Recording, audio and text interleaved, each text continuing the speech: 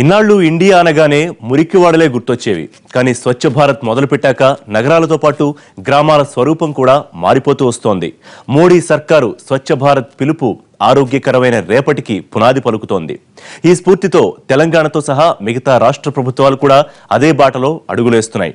స్వచ్ఛ తెలంగాణ కార్యక్రమంలో రాష్ట్రాన్ని తుడిచిన అద్దంలా, స్వచ్ఛ హైదరాబాద్తో కడిగిన ముత్యంలా మార్చేందుకు నడుం బిగించింది తెలంగాణ సర్కారు. స్వచ్ఛ భారత్ చాలా గొప్ప ఆశయం. ఇది ఆనాడు మహాత్ముడు చెప్పిన స్వచ్ఛతా మార్గం. రోడ్లపై చెత్త పారేయడం, బహిరంగ ప్రదేశాల్లో విసర్జన వంటివి ప్రజారోగ్యానికి ప్రమాదకరమన్న మహాత్ముడి మాటలు అప్పుడే మరుగున పడిపోయాయి. నానాటికి పెరుగుతున్న జనాభాతో పాటు నగరీకరణతో టన్నుల కొద్దీ చెత్త పుట్టుకొస్తోంది.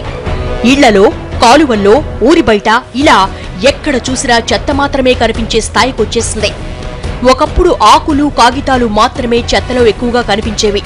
అవి కొన్నాళ్లకు భూమిలో కుళ్లిపోయేవి. కానీ గత 30 ఏళ్లలో దేశంలో పెరుగుతూ వస్తున్న ప్లాస్టిక్ వినియోగం చెత్తను ఓ పెద్ద సమస్యగా మార్చేసింది. ఇలా ప్లాస్టిక్ వ్యర్థాలతో పేరుకుపోతున్న చెత్త తీవ్రమైన కాలుష్యానికి దారితీస్తోంది.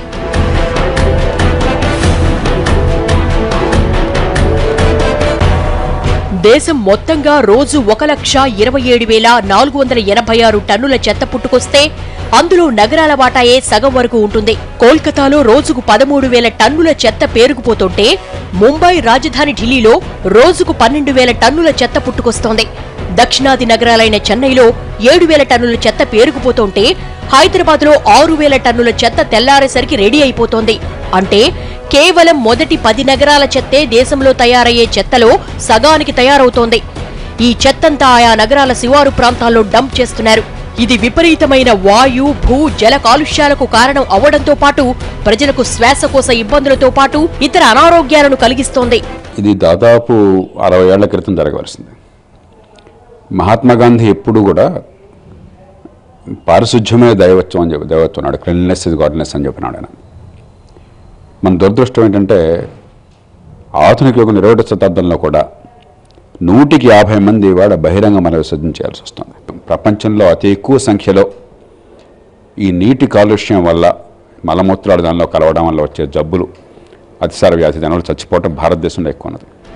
ప్రపంచ ఆరోగ్య సంస్థ నివేదికల ప్రకారం ప్రపంచవ్యాప్తంగా చెత్త ఎక్కువగా వచ్చే మొదటి 20 జిల్లాల్లో 13 మన దేశంలో ఉన్న ప్రధాన నగరాలే.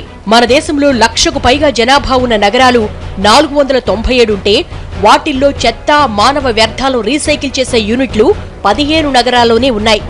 మిగిలిన నగరాల్లో అలాంటి వ్యవస్థలేమీ లేవు. ఇదొక్కటే కాదు, నగరాల్లో పరిశ్రమలు, వాహనాల నుంచి వెలువడే కాలుష్యం కూడా పట్టణాలను ప్రాణాంతకంగా మారుస్తున్నాయి. వరల్డ్ హెల్త్ ఆర్గనైజేషన్ లెక్కల ప్రకారం నగరంలో వాయు కాలుష్యం 25 మైక్రోగ్రాములుండాలి. కానీ మన దేశంలో ఢిల్లీ మొదలు 25 నగరాల్లో ఈ స్థాయి 153 మైక్రోగ్రాముల నుంచి 250 మైక్రోగ్రాముల వరకు ఉంది. వీటితో పాటు నగరాల్లో మానవ వ్యర్థాలు, సివేజీతో పాటు చెత్తా చెదారం అంతా నగరం పక్కనే ఉన్న జలాశయాలు, నదుల్లో వదిలేస్తూ ఉండడంతో జల వనరులు కూడా తీవ్ర స్థాయిలో కాలుష్యమవుతున్నాయి. ఇలా డ్రైనేజీ వ్యవస్థ కలవడం వల్ల జీవం కోల్పోయిన నదుల్లో హైదరాబాద్లోని మూసీ నది ప్రత్యక్ష ఉదాహరణ. రెండోది ఏంటంటే మన ఇండ్ల నుంచి పోయే వ్యర్థాలు. ఈ ఇండ్ల నుంచి వ్యర్థాలను క్యాలిక్యులేట్ చేసినప్పుడు ఈ జనాభాకు 6,000 టన్నులు రోజుకు జనరేట్ అవుతుంది. దాంట్లో ఒక 30% దాకా మనకు డిగ్రేడబుల్ వేస్ట్ ఉంటుంది. మిగతా 70% నాన్ డిగ్రేడబుల్ వేస్ట్. ఈ డిగ్రేడబుల్ వేస్ట్ను ఉపయోగించి మనం పవర్ ప్రొడ్యూస్ చేసుకోవచ్చు.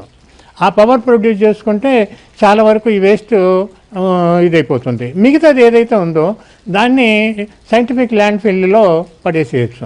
అంటే అది ఏ విధంగా పనికిరాదన్నమాట. ఒకప్పటి తాగునీటి జలాశయమైన హుస్సేన్ సాగర్ నేడు కాలుష్య కాసారమైపోయింది. ఇదేదో ఒక్క హైదరాబాద్ పరిస్థితే కాదు. ఢిల్లీలో యమునా నది, కోల్కతాలో హుగ్లీ నది, వారణాసిలో గంగా నది పరిస్థితి కూడా ఇంతే. నగరాల ప్రజల తాగునీటి అవసరాలు తీర్చే నదుల్లోకే విషపూరిత వ్యర్థాలు వదిలేస్తున్నారు. ఈ పరిస్థితి మార్చడమే స్వచ్ఛ భారత్ లక్ష్యం. ఇదంతా ఒక్క రోజులోనో, ఒక్క ఏడాదిలోనో జరిగిపోదు. అందుకే మొదట్లో పరిసరాల పరిశుభ్రతతో మొదలుపెట్టి ఆపై పూర్తి స్థాయి స్వచ్ఛత దిశగా అడుగులేసేలా 5 ఏళ్ల ప్రణాళిక రూపొందించారు. ఇందుకోసం నగరాలను స్మార్ట్ సిటీలుగా మార్చే ప్రణాళికతో ముందుకెడుతున్నారు. దీని ప్రధాన ఉద్దేశాల్లో సిటీలో పరిశ్రమల స్థాపనే కాదు, సదరు సిటీను క్లీన్ సిటీలుగా మార్చడం కూడా. ఇలా అభివృద్ధి నుంచి పుడుతున్న చెత్తే కాదు, అనాగరికత, నిర్లక్ష్యం కారణంగా వస్తున్న చెత్త కూడా పెను ప్రమాదంగా తయారవుతోంది. నగరాల్లో చెత్త ప్రధాన సమస్య అయితే గ్రామీణ ప్రాంతాల్లో మానవ విసర్జితాలు మరో ప్రమాదంగా మారాయి. బహిరంగ విసర్జన కారణంగా కలుగుతున్న వ్యాధులు ఏటా 20,000 మందిని పొట్టన పెట్టుకుంటున్నాయన్నది ఆరోగ్య నివేదికలు చెప్పుకొస్తున్నాయి. అందుకే స్వచ్ఛ భారత్ కార్యక్రమంలో వ్యక్తిగత పరిశుభ్రతకు ప్రాధాన్యత ఇస్తున్నారు.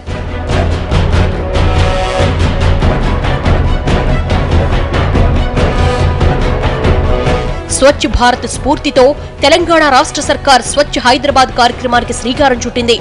మురికి కూపంగా మారిన నగర స్వరూపాన్ని స్వచ్ఛ హైదరాబాద్ కార్యక్రమంతో తళతళలాడించేలా ముందుకు సాగుతోంది.